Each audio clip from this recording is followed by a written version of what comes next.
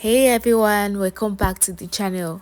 In today's tutorial, I will show you how to send a TikTok video to Capcut for editing. It's a simple process, so let's dive in.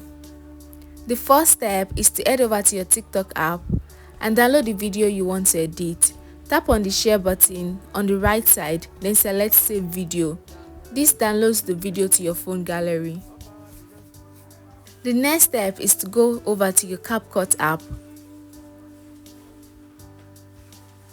and tap on new project. It will take you to your gallery or camera roll. Find the downloaded video and tap on it.